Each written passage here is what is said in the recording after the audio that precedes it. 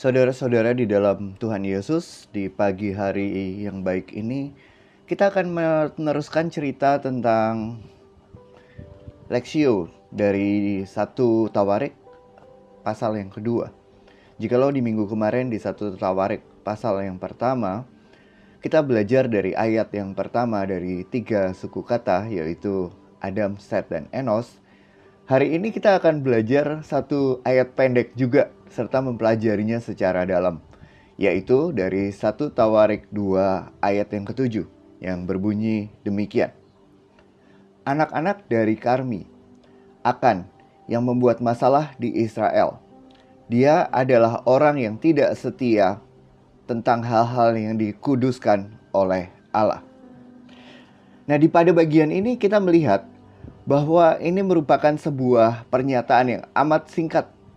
Pernyataan yang muncul tiba-tiba di tengah sebuah silsilah daripada 2 Tawarik, 1 Tawarik 2, yaitu silsilah daripada Yudea yang panjang itu, dari 1 Tawarik yang kedua ayat 3-4 sampai dengan 1 Tawarik 2 ayat 23. Ini sesuatu yang aneh, dikarenakan di tengah-tengah penulis menuliskan sebuah silsilah, tiba-tiba ada pernyataan tentang Akan ya, yang menyatakan bahwa ada sesuatu yang berbeda nih, yaitu sesuatu yang merupakan bagian dari kegagalan moral. Bagian ini menghubungkan antara sejarah kerajaan Israel dengan sebuah peringatan yang berfungsi sebagai sebuah peringatan yang menantang, yang menyedihkan, yang membuat orang itu akan mengingat lagi bahwa ada sebuah nama yang bernama Akan dan akan dituliskan di dalam sejarah Israel sebagai orang yang tidak setia. Jadi ini merupakan sebuah pemberhentian dari sebuah tulisan. Anda bisa membayangkan misalnya kalau zaman sekarang ya, kita melihat cerita-cerita pahlawan nasional. Wah, semua orang di pahlawan nasional itu disebutkan orang-orang yang melawan penjajahan misalnya. Mulai dari proklamator Soekarno, lalu kemudian proklamator Hatta, lalu kemudian Gubernur Suryo, dan seterusnya dia tulis panjang lebar, Bung Tomo, dan seterusnya. Tiba-tiba ada satu nama nih, siapa gitu.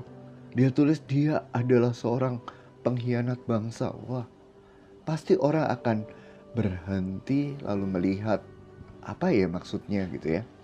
Maka hari ini kita melihat sebuah bagian pertama adalah sebuah literatur konteks yang menuliskan namanya si Akan tersebut. Tetapi bukan untuk sesuatu yang baik, melainkan untuk sesuatu yang kurang baik. Bagian yang kedua kita akan melihat daripada tema kunci dari bahan Alkitab yang kita baca. Nah, ini adalah seorang karakter yang bernama Akan. Siapa dia? Dia adalah seorang yang ditulis namanya di dalam buku Hakim-Hakim. Akan, atau disebut juga akar, itu berarti masalah. Dia hidup di zamannya hakim-hakim. Jadi kata Akan ini atau troublemaker ini nantinya akan dipakai sebagai kata yang mirip untuk siapa? Untuk raja-raja Israel yang jahat, yang tidak mengenal Tuhan, yang mengkhianati iman mereka, serta menghancurkan atau melanggar daripada hukum-hukum Tuhan. Jadi, semua raja yang jahat yang dituliskan di dalam nantinya 1 dan 2 Tawarik itu dikatakan mereka juga adalah the trouble of Israel. Terutama raja-raja yang amat jahat seperti Ahab misalnya. Nah, ini membawa kita kepada bagian yang ketiga. Apakah makna signifikan daripada bagian ini. Kenapa ada nama akan di sana? Kenapa tiba-tiba muncul sebuah nama? Kok tiba-tiba di antara para orang-orang yang disebutkan sebagai bagian daripada Yehuda, silsilah daripada Yehuda, kok tiba-tiba muncul ya nama seperti ini ya? Ini pasti sesuatu yang sifatnya luar biasa ya. Jadi ini memaknai sesuatu, merupakan signifikansi atau memberikan signifikansi daripada sebuah makna teologis. Yang pertama, kita harus sadar ya, bahwa dosa kita itu seringkali memiliki konsekuensi secara korporat atau konsekuensi secara umum. Saya ambil contoh ya, misalnya teman-teman paham gak sih gitu ya, apa akibat yang timbul dari misalnya orang-orang yang tidak jujur yang duduk di dalam pemerintahan misalnya. Kita tahu, wah mereka gak jujur, duduk di dalam pemerintahan, mereka mengambil uang rakyat misalnya. Lalu kemudian mengakibatkan seluruh negara menjadi sulit dan menjadi tidak cepat maju. Itu adalah contoh konsekuensi daripada individual. Dosa individual, kesalahan individual yang mengakibatkan negara tidak bisa maju. Tetapi Anda sadar gak sih, Anda dan saya, kita juga sering berbuat dosa secara pribadi atau kesalahan secara pribadi yang mengakibatkan kerusakan secara korporat. Saya ambil contoh misalnya, orang Indonesia ya, paling susah untuk disuruh antri, apalagi antri yang tertib gitu ya. Nah, dikarenakan kita tidak memiliki kebiasaan untuk mengantri dengan tertib misalnya. Kalau kita melihat pesawat menuju Jakarta dari luar negeri, misalnya dari Kuala Lumpur atau dari Bangkok gitu, kita akan melihat orang-orang di sana itu tidak dapat diatur dan tidak mengerti membaca boarding pass. Tidak banyak yang tidak mengerti membaca boarding pass. Ini dikarenakan apa? Dikarenakan kita sendiri, kesalahan kita sendiri teman-teman. Maaf gitu ya, zonasi boarding pass seringkali kita nggak mengerti untuk melihatnya. Orang Indonesia cerdas, pintar, pasti. Kalau tidak cerdas bagaimana mungkin? Ya kan, kita bisa memiliki tingkat illiterasi atau tingkat buta huruf yang begitu rendah. Bahkan tingkat literasi kita katanya 97%. Artinya kita bangsa yang cerdas. Kita bangsa yang bisa membaca dan menulis. Tetapi di sisi lain kita tidak terbiasa untuk memperhatikan apa yang ditulis di situ. Sehingga ya kita tidak melihat makna daripada zonasi boarding pass tersebut gitu ya. Nah, ini adalah contoh daripada konsekuensi di mana nantinya akibatnya pesawat-pesawat yang ke arah Indonesia itu diberikan garis antrian yang lebih panjang dan dijaga oleh orang-orang yang ada di sana. Merepotkan bangsa lain, merepotkan negara tetangga kita. Sementara kalau kita melihat misalnya pesawat ke Singapura atau ke Hong Kong, wah itu tertib sekali, mereka sudah tahu. Bahkan mereka juga sudah paham kapan mereka harus berdiri dan kemudian ada di sana, ya. Maka kita melihat bagian tersebut. Dosa atau kesalahan daripada individual itu bisa membuat orang lain repot. Yang kedua adalah dosa itu menghancurkan sejarah.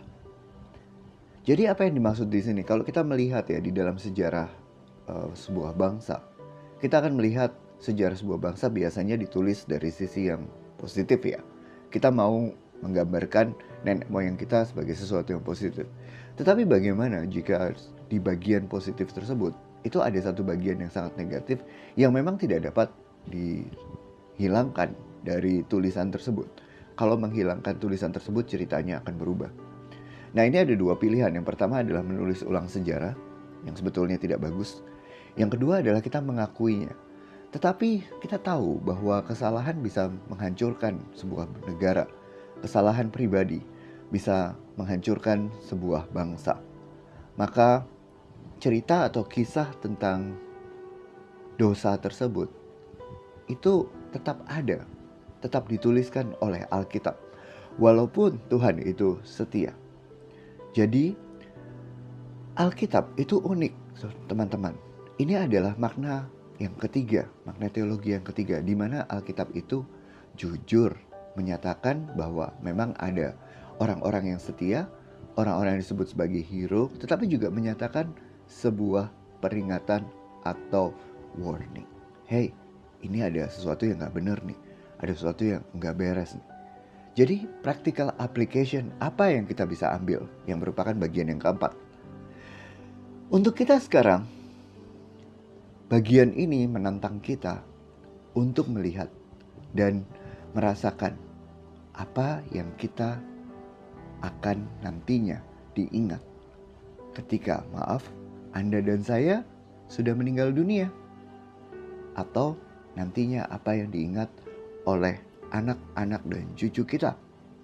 Apakah kita memberikan satu legacy atau satu cerita yang indah tentang kasih karunia Tuhan, atau justru kita memberikan legacy atau cerita yang tidak baik? Memang bagaimanapun juga nantinya orang akan melihat, oh, orang ini bagus ya, cinta Tuhan ya, tapi sayang. Nah, pasti akan seperti itu. Jadi sekali lagi, walaupun mungkin kita berusaha untuk sebaik mungkin setia kepada Tuhan, bertanggung jawab di hadapan Tuhan, tetapi lepas dari apapun, kita masih mutlak perlu kasih karunia Tuhan. Apakah hal ini akan diturunkan kepada anak dan cucu kita?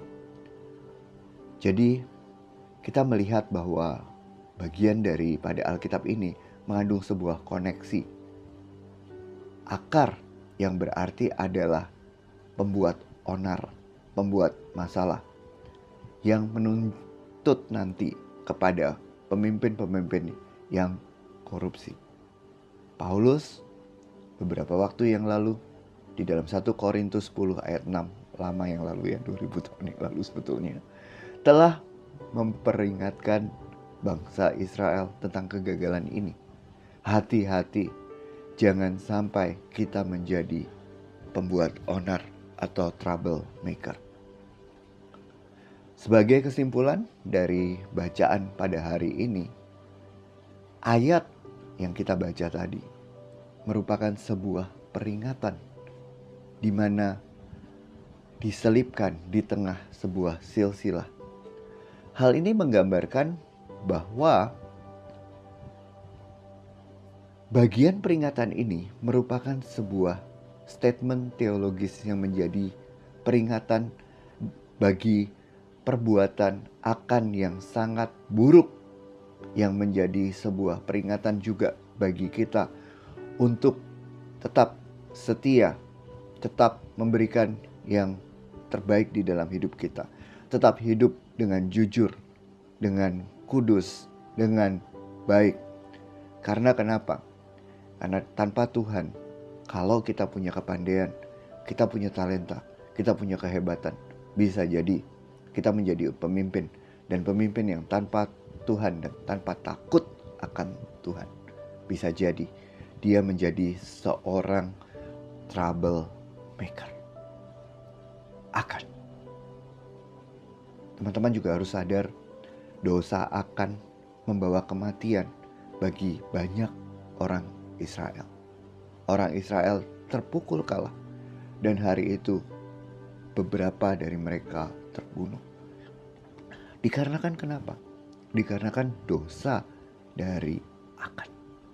Si troublemaker ini mengakibatkan orang lain terbunuh.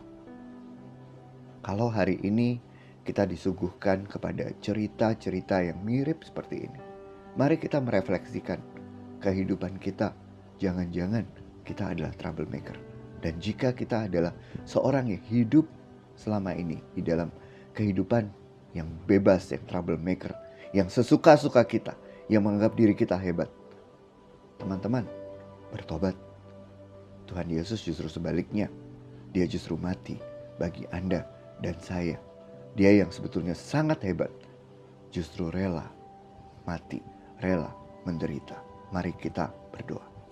Tuhan, terima kasih untuk hari ini di mana kami bisa membaca tentang kisah genealogi atau kisah silsilah, di mana di situ diselipkan cerita tentang Akan sebagai sebuah peringatan supaya kami boleh setia kepada Tuhan. Jauhkan kami dari sikap hati yang salah, jauhkan keluarga kami dari sikap hati yang sombong, jauhkan kami dari menjadi orang yang troublemaker atau menjadi orang yang pembuat masalah, Tuhan. Kiranya Tuhan mengampuni jika ada orang yang membuat masalah di dalam masyarakat kami. Kiranya Tuhan memberikan dia pertobatan ketika ada troublemaker di dalam negara kami. Tuhan, tolong kami semua, berikan kami kekuatan, dan biarlah kami melakukan yang terbaik demi dan hanya bagi kemuliaan Tuhan. Di dalam dan demi nama Yesus kami berdoa. Sampai jumpa lagi minggu depan. Tuhan Yesus memberkati.